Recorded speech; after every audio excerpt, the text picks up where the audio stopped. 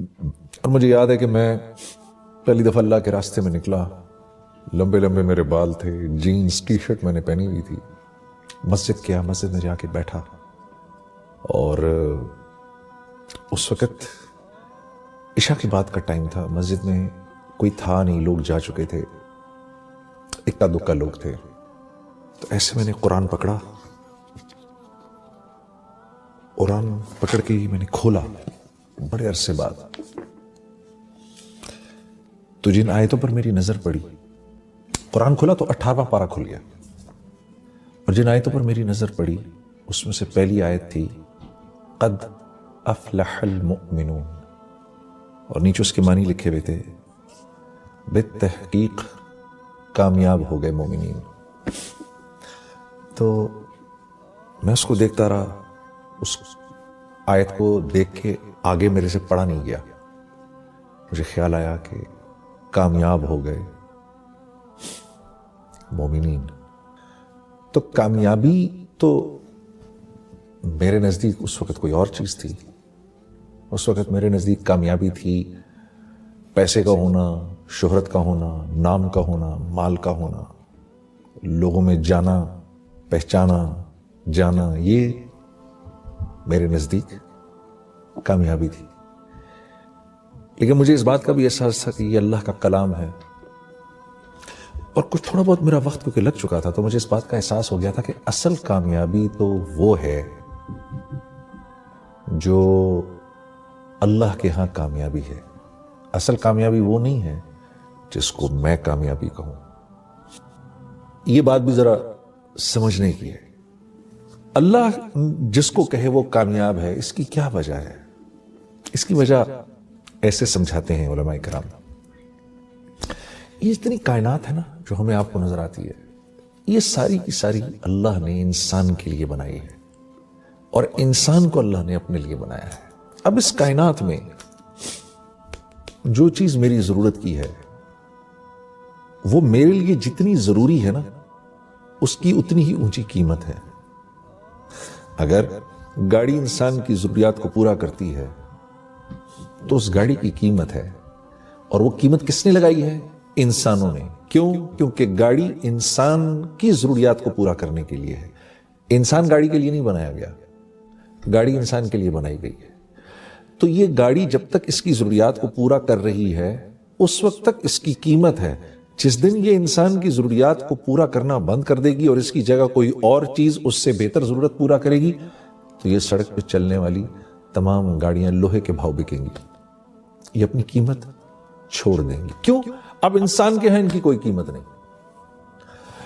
تو یہ جتنی کائنات ہے اس کی ہر چیز کو اللہ نے انسان کے لیے بنایا ہے، پھل، سبزیاں، یہ بہتے جھرنے، یہ دریا، یہ ہوائیں، یہ بدلتے موسم، یہ سب انسان کے لیے ہیں، اس کو سکھ پہنچانے کے لیے ہیں۔ اور اس کائنات میں جو کچھ ہے وہ جتنی انسان کی ضرورت کو پورا کر رہا ہے اتنا ہی قیمتی ہے، اور جو انسان کی ضرورت کو پورا نہیں کر رہا وہ اتنا ہی بے قیمت ہے۔ کیوں؟ کائنات انسان کے لیے بنی ہے۔ اسی طرح کیونکہ انسان اللہ کے لیے بنا ہے تو انسان کی قیمت بھی اللہ ہی لگاتے ہیں، انسان خود اپنی قیمت نہیں لگا سکتا۔ بڑے بڑے بادشاہ آئے، بڑے بڑے کر و فر کے ساتھ آئے۔ فرعون نے تو اپنے آپ کو آ کر کہا انا ربکم الاعلی، میں تو بہت بڑا رب ہوں، کہتا پھرے، کیونکہ اللہ کے ہاں بے قیمت ہے، تو دنیا سے تو مرنے سے پہلے ہی اللہ نے اس کو بے قیمت کر دیا، اور مارنے کے بعد اللہ نے اس کو پرزرو کر دیا، اور آنے والی نسلوں کے لیے عبرت کا نشان بنا دیا۔ کیوں؟ کیونکہ یہ اللہ کے ہاں بے قیمت تھا، اب یہ قیامت تک بے قیمت رہے گا۔ کوئی اپنے آپ کو کچھ بھی سمجھتا پھر؟ جو اللہ کے ہاں قیمتی ہے وہ دراصل قیمتی ہے۔ کیوں؟ کیونکہ انسان بنا اللہ کے لیے ہے۔ وَمَا خَلَقْتُ الْجِنَّ وَالْإِنسَ إِلَّا لِيَعْبُدُونَ، ہم نے جن و انس کو بنایا ہی اس لیے ہے کہ یہ ہمارے بن کے رہیں۔ اللہ، جیسے ہم کہتے ہیں نا لا الہ الا اللہ، نہیں کوئی معبود سوائے اللہ کے، ہو ہی نہیں سکتا، بالکل اسی طریقے سے نہیں بنایا ہم نے جن و انس کو سوائے اس کے لیعبدون، کہ میری عبادت کریں، میرے بن کے رہیں۔ انسان بنا اللہ کے ہاں ہے، اللہ کے لیے ہے، انسان اللہ کے لیے بنا ہے، اس لیے اس کی قیمت بھی اللہ ہی لگاتے ہیں۔ تو جب میں نے پڑھا نا قد افلح المؤمنون، کامیاب ہو گئے مومنین، تو مجھے تھوڑی دیر کے لیے لگا جنید تو اپنے آپ کو کتنا کامیاب سمجھتا ہے، اپنے آپ کو کتنا بڑا سٹار سمجھتا ہے، چیک تو کر، کیا تو واقعی ان کامیاب لوگوں میں سے ہے؟ کیا تو واقعی اتنا کامیاب ہے جتنا کامیاب تو اپنے آپ کو سمجھتا ہے؟ تو میں نے ان اگلی 10 آیتوں کو پڑھنا شروع کیا کہ یہ آیتیں کیا کہہ رہی ہیں۔ قد افلح المؤمنون، بالتحقیق مومنین کامیاب ہو گئے۔ اب یہ مومنین ہیں کون؟ یہ تو دیکھیں۔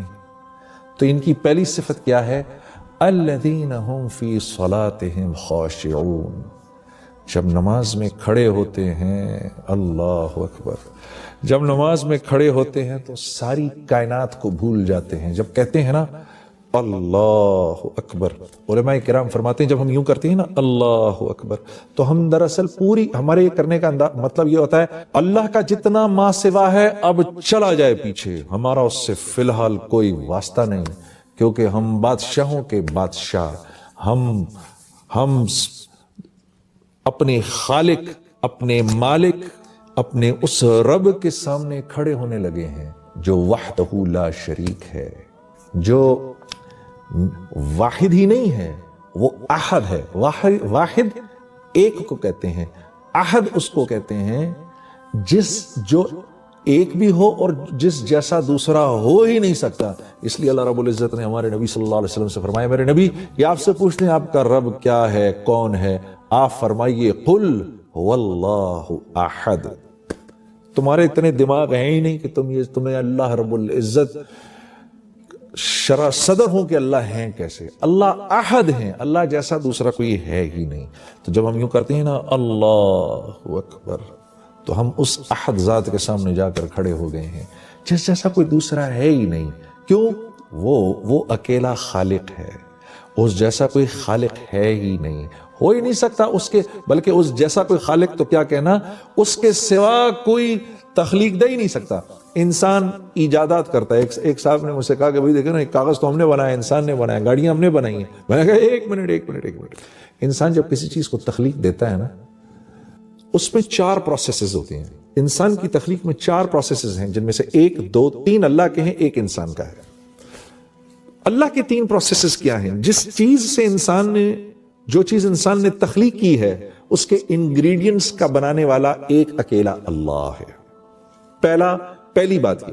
دوسری بات یہ، ان انگریڈینٹس کی جو کوالٹیز اور جو پراپرٹیز ہیں، ان میں پانی کا پیاس بجھانا، لوہے کا سخت ہونا، لکڑی کا ہونا، زہر کا فیٹل ہونا، یہ جو کوالٹیز ہیں نا، جن چیزوں کو انسان ملا رہا ہے، ان چیزوں کی کوالٹیز بھی انسان کی بنائی ہوئی نہیں، اللہ کی بنائی ہوئی، اس میں اللہ کی ڈالی ہوئی۔ تیسری چیز کہ جن چیزوں کو انسان نے جوڑا آپس میں، کوئی بھی چیز تخلیق کرنے کے بعد، اب ان چیزوں میں جو پراپرٹیز کی جو چینج آئی ہے، وہ بھی من جانب اللہ آئی ہے۔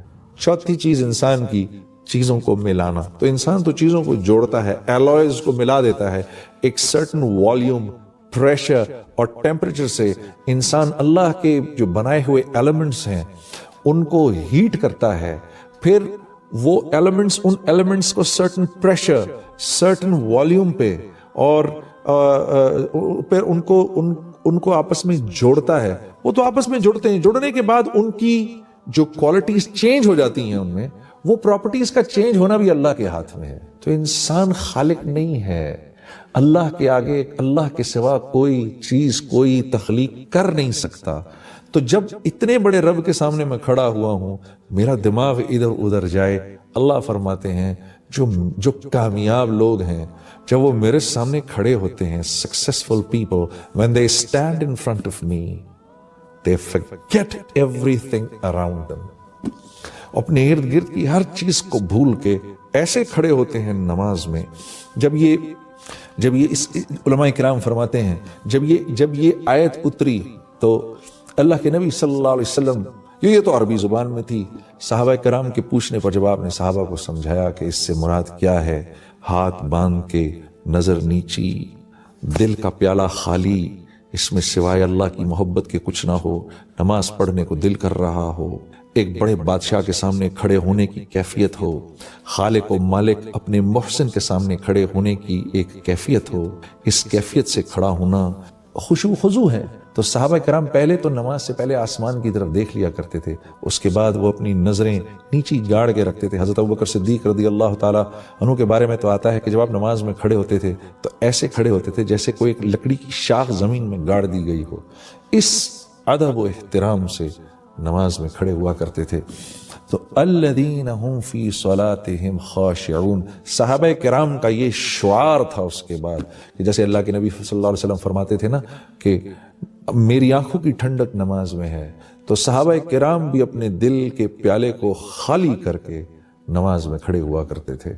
اور ہاں میرے دوستو، اگر غور کرو، کسی نے حضرت عمر رضی اللہ تعالیٰ عنہ سے پوچھا، آپ کو اللہ نے اتنی بڑی سلطنت عطا فرمائی، یہ اتنی بڑی سلطنت آپ سے بن کیسے گئی؟ تو فرمایا، عربی کا جملہ تھا، مجھے تو یاد نہیں، لیکن اس کا مفہوم یہ تھا کہ دن ہم گھوڑے کی پیٹھ پر گزارتے تھے اور رات جانماز پر گزارتے تھے، اس طرح اللہ نے ہم کو یہ سارا کا سارا عالم عطا فرمایا۔ اور مسلمان کے ہیں بھی یہی دو کام، حرکت میں رہنا، متحرک رہنا، اللہ کے دین کے لیے دور دور تک جانا اپنے اوقات کو فارغ کر کے، اور لوگوں تک اللہ کی بات کو پہنچانا، اللہ کی تعریف کرنا، اس کے نبی کی تعریف کرنا۔ دن میں ان لک فی النہار سبحا طویلا، اللہ رب العزت ہمارے نبی صلی اللہ علیہ وسلم کے بارے میں فرما رہے ہیں کہ اے میرے نبی، صبح آپ لوگوں کے سمندر میں تیر رہے ہوتے ہیں۔ جب اللہ یہ کہیں تو سوچو اللہ کے نبی کیسے لوگوں کے پاس جایا کرتے ہوں گے، کیسے لوگوں کے، اے میرے نبی دن بھر آپ لوگوں کے سمندر میں تیر رہے ہوتے ہیں، لوگوں تک اللہ کی بات پہنچا رہے ہیں۔ تو یہ کام ہے ہمارا۔ اور رات کو اللہ کے سامنے خشوع و خضوع سے کھڑے ہو جانا، کہ کسی اللہ والے سے یہ سنا کہ تہجد کی نماز کے بعد جو دعا ہے وہ ایسی پر اثر ہوتی ہے کہ جیسے کوئی تیر انداز نشانے پر اپنے تیر کو مارے، ایک انتہائی شاطر تیر انداز اپنے تیر کو نشانے پر مارے تو وہ نشانے پر جا کے لگے، ایسی ہی دعا اللہ کے ہاں قبول ہوتی ہے رات کو۔ میرے عزیز دوستو، کیونکہ ہم اللہ کو ویسا سمجھتے نہیں جیسی اللہ کی ذات ہے، وما قدر اللہ حق قدرہ والارض جمیعا، ہم کیونکہ اللہ کی قدر ویسی کرتے نہیں، اللہ خود فرما رہے قرآن میں، تو اس وجہ سے اللہ سے ویسا تعلق بنتا نہیں۔ جب اللہ سے ویسا تعلق بنتا نہیں تو پھر ہم اپنی ضروریات، کیونکہ ہم اللہ سے ایسا تعلق بناتے نہیں، اس لیے میرے دوستوں دل اللہ کی ذات کا تاثر بھی نہیں لیتا، اور انسان کی ہر ضرورت اللہ سے جڑی ہوئی ہے، انسان کی ہر ضرورت جو ہے وہ اللہ سے جڑی ہوئی ہے۔